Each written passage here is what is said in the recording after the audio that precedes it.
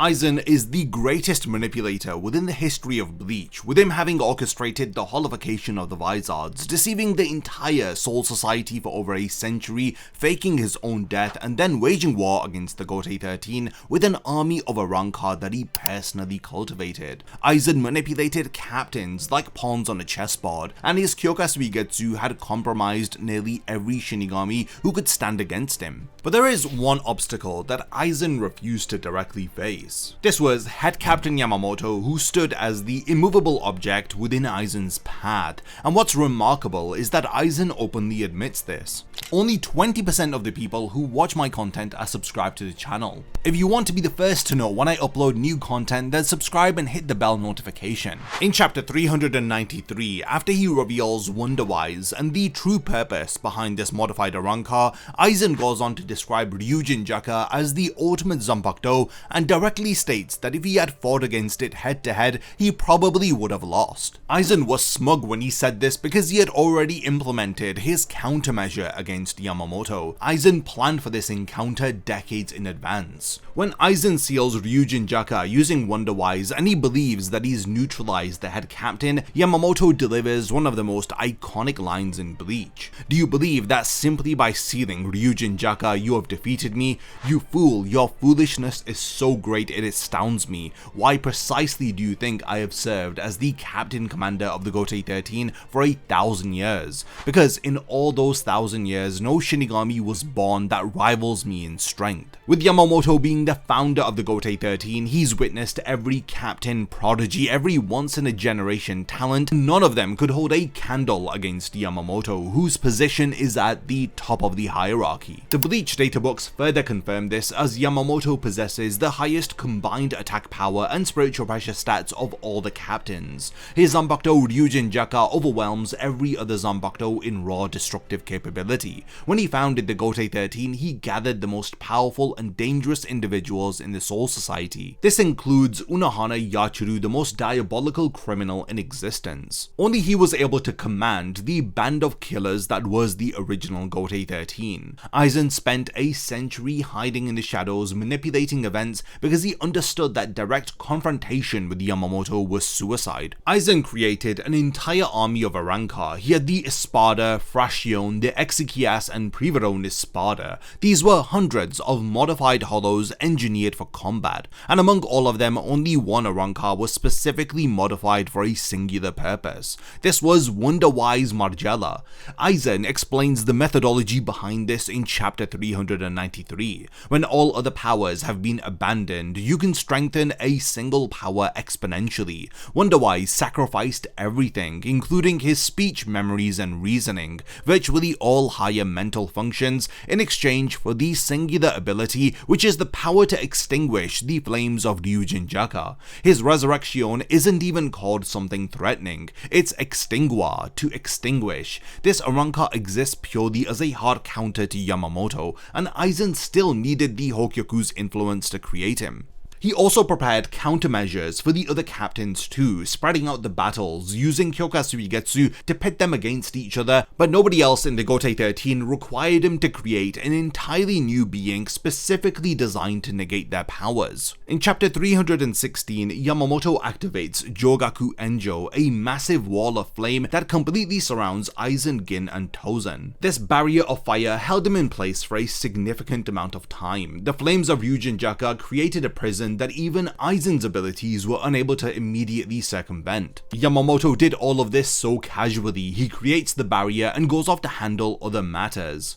When he goes on to finally confront Aizen directly, he's already been impaled by Kyoka Suigetsu's blade, and he still manages to grab hold of Aizen and prepare Ennetsu Jigoku, an ability that would have incinerated both of them along with the surrounding battlefield. Yamamoto was prepared to die in that moment. He tells Aizen that destroying great evil is what it means to be a member of the Gotei 13. What has to be noted is that every captain in the Gotei 13 has witnessed Aizen's Shikai release at some point. point. So they are all susceptible to Kyoka Suigetsu's complete hypnosis, as they are unable to distinguish reality from Aizen's illusions. They should have technically made Yamamoto just as vulnerable as everyone else, but Yamamoto found a workaround. When Aizen stabs him directly through the gut with Kyoka Suigetsu's blade, he's trying to gain positional advantage. Aizen even taunts him, asking how Yamamoto can be sure that the arm that he is grabbing is even real. After all, Kyoka Suigetsu controls all 5 senses. Yamamoto's simple response is brilliant, as he acknowledges that he can't rely on his sight or the feel of the blade, but there is no mistaking the reiatsu of the Zanpakuto currently impaled in his stomach. Spiritual pressure is not going to lie. By allowing himself to be stabbed, Yamamoto created a direct conduit through which he could sense Aizen's actual position regardless of whatever illusions were being projected. He turned Aizen's attack into a targeting system. This foreshadows something that Gin later reveals. The only way to escape Kyoka Suigetsu's power is to touch the blade before complete hypnosis activates. Yamamoto, whether if he did it intentionally or instinctively, he discovered a similar principal weakness to Kyoka Suigetsu. Now this is where he activates Ennetsu Jigoku. Aizen was trapped and pinned by Yamamoto's grip, with pillars of hellfire rising around them both. There is a flashback during the 1000-year Blood War arc that adds a lot of emotional weight to understanding Yamamoto's power and why he hesitated to use it to its full extent.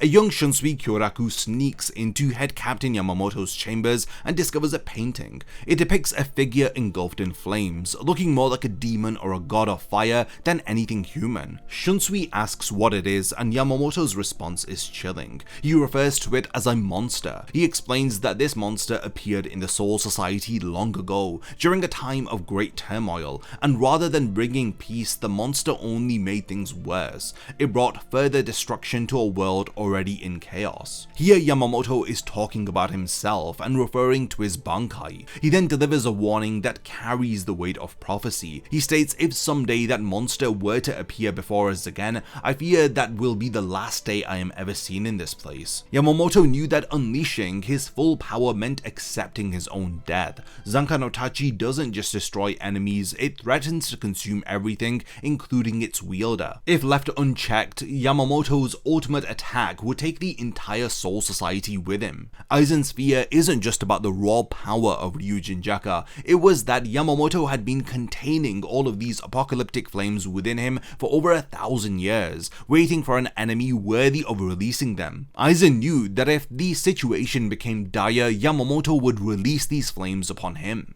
This now brings us to a theory that a lot of fans speculate about. Did Aizen deliberately prevent Yamamoto from ever having the option to activate his bankai during the Fate Karakura Town arc? Now the answer on the surface appears to be yes, and the reasoning goes deeper than most of you would realize. First, there's the Kyoka Suigetsu problem. Even though Yamamoto found a way to counter the illusions through reiatsu sensing, that method requires close physical contact. In a prolonged battle where Aizen could create distance, Yamamoto's compromised senses would become a liability once again. If Yamamoto activated Zanka no Tachi, a bankai that affects the entire surrounding environment, with temperatures potentially reaching 15 million degrees Celsius while fighting under those conditions, the results could have been catastrophic. Aizen would easily be able to manipulate what Yamamoto would perceive as enemy positions. He could have even made Yamamoto believe that he was striking at Aizen while he was actually incinerating his own allies. Zanka no Tachi doesn't discriminate. Its heat passively drains moisture from the atmosphere across the entire area of the Serete. Hitsugaya's bankai in the 1000-year Blood War arc became completely unusable simply because Zanka no Tachi existed in the same general vicinity. The second factor is the environment itself. Fate Karakura Town battles were happening in close proximity to one another. Multiple captains were fighting several espada across a relatively condensed battlefield. Shunsui didn't use his bankai against Stark for the same reason. The area of effect would have endangered his allies. Zanka no Tachi's danger radius isn't measured in meters. Unohana explicitly states that if Yamamoto keeps his bankai active for too long, it would eventually destroy the entire Soul Society. This is a complete dimension, and then Fate Karakura Town was situated within the world of the living, where limiters like the Gente Rain are forced to be active, which limits spiritual pressure output to prevent damage reach to the world of the living. And yes, Zankai no Tachi would have easily exceeded the area of effect of Fate Karakura Town, thus affecting the world of the living. Aizen deliberately engineered the battlefield conditions to make Yamamoto's ultimate weapon impractical to use during the Fate Karakura Town arc. Now, would Yamamoto's Shikai alone have been enough to defeat Aizen? Based on what we see, the answer is genuinely unclear, and that's exactly what makes this so fascinating. Consider what Ryujin Jaka's Shikai accomplished. It trapped 3 captain-class enemies. It generated Enetsu Jigoku, a ability powerful enough that Aizen had to use his Arrancar trump card Wonderweiss. When Yamamoto swings his sealed Zanpakuto, not even when it's released, he one-shots Aion with a technique called Hitotsume Naregiri, a single precise sweep that Aion couldn't even perceive before dying. Yamamoto's base attacks skeletonized a Sternritter instantly during the 1000-year Blood War. While unarmed with just his physical strikes, he was able to destroy Wonderweiss in a matter of moments with Sokotsu, a two-fisted Hakuda technique. Yamamoto is an absolute monster even without his flames, but Aizen isn't an ordinary opponent. He defeated every captain who came against him in the Fate Karakura Town arc, he cut through Komamura's bankai, outmaneuvered the Vizards, and he played with Shinigami like Hitsugaya and Soifon as if they were children. His raw combat ability, spiritual pressure, and tactical genius placed him at a level where only Yamamoto represented a genuine threat to him.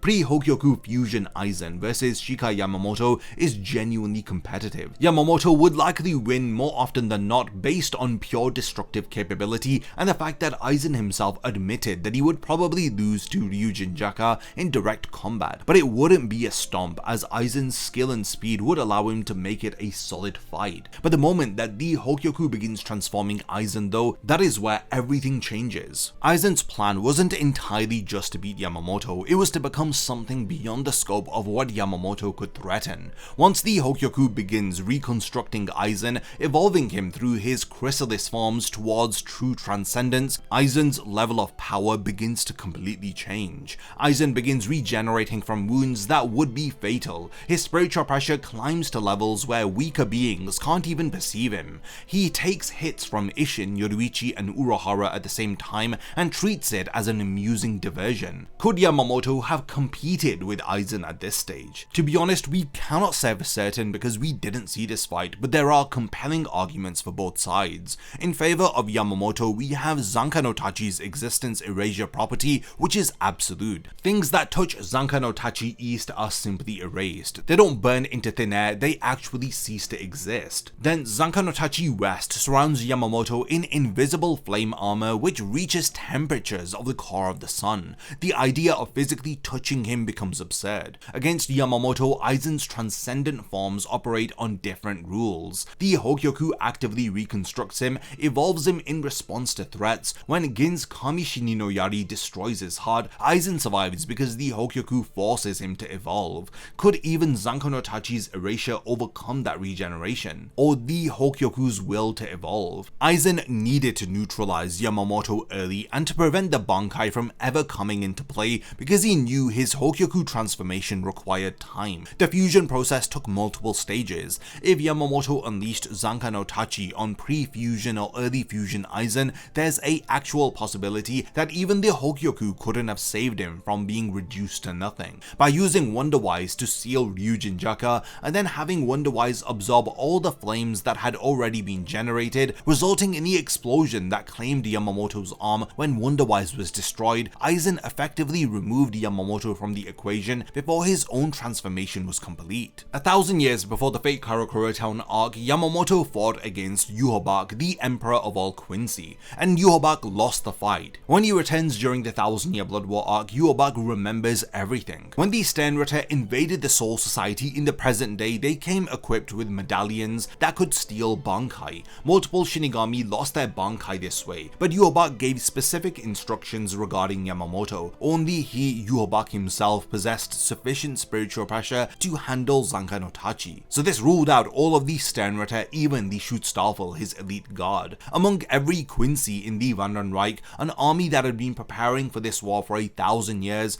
only the Quincy Emperor was able to safely wield Yamamoto's flames. And despite him having stolen Zanka no Tachi, Yhwach never used it. Fans have come up with several theories to explain why Yhwach would never use Zanka no Tachi. The first involves Ichibei. During Yhwach's battle with the leader of the Zero Division, Ichibei splashed his ink across what many fans believe was the medallion containing Yamamoto's bankai. If Ichimonji's power erased the medallion's name, it would theoretically become powerless. And as you know, nameless objects lose all function. This could have been Kubo's way of writing himself out of a corner, removing an overpowered ability before the final confrontations. However, fans dispute this theory, pointing out that Ichibei actually targeted Yhwach's Quincy Cross, not the medallion. The Quincy Cross manifests holy arrows and serves as a spiritual focus, while medallions are separate bankai stealing devices with their own distinct design. When you compare the ink-splattered object to confirmed images of those medallions, the size and pattern differences are apparent. The second theory involves an anime-exclusive scene of Yhwach discarding the medallion during his escape from Kiryu Hikifune's Cage of Life. He threw a small circular object to activate Uryu's antithesis ability, swapping places with it to break free. It's presumed that this object was the bankai stealing medallion that contained Zanka no Tachi, so this is Yhwach deliberately abandoning Yamamoto's bankai. The third most interesting theory involves Yhwach's pride. Throughout the 1,000-year Blood War, Yhwach demonstrates genuine hatred for the Shinigami methods. He sees their techniques as symptoms of a disease system that imprisoned his own father as the linchpin of reality. So using a Shinigami stolen bankai, especially one that resurrects corpses of those it's killed, would violate the core principles of Quincy philosophy. Once the Almighty awakened and Yhwach absorbed the Soul King, conventional attacks became irrelevant anyway. He could see and alter the future itself, so why bother with using Zanka no Tachi when he can just rewrite reality itself? Now, looking at the future of the Bleach story, specifically the Hell arc that was teased within the No Breaths from Hell one-shot chapter, we learn crucial information like Yamamoto having been sent to Hell. His spiritual pressure was so dense that even in death it couldn't be reabsorbed by the Soul Society, and this is the case for all Shinigami with a Ray grade of 3 or higher. The Konso Reise ceremony, which is supposed to help his soul pass on properly, instead condemned him to Hell alongside other captains like Ukitake and Unohana. Yamamoto's Zanpakuto has always been associated with hellfire.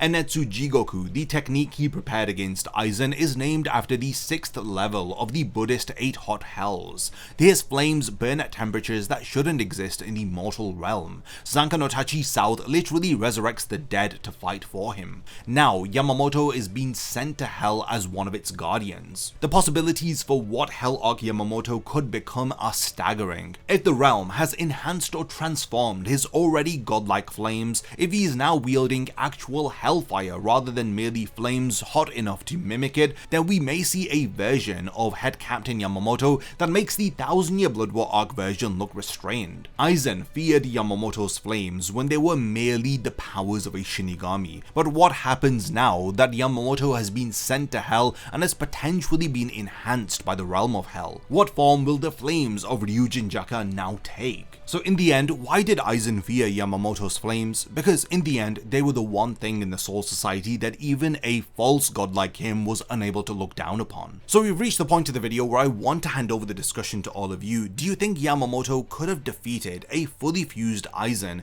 if he had been able to deploy Zanka no Tachi? How do you think Hell Arc Yamamoto will compare to what we've already seen in the manga? And which theory do you believe when it comes to why Yhwach never used the stolen bankai of Yamamoto? Let me know by continuing the discussion in the comments. And lastly, thanks for making it to the end of this one, and I look forward to seeing you in my next video. A massive thank you goes out to all of my amazing Patreon supporters for helping to make this video possible. If you also want to support the channel and see your name in the end of my videos, then check out my Patreon, which has loads of perks like early video access and so much more. Thank you for sticking around till the end of the video, and whatever you contribute will mean a lot to me.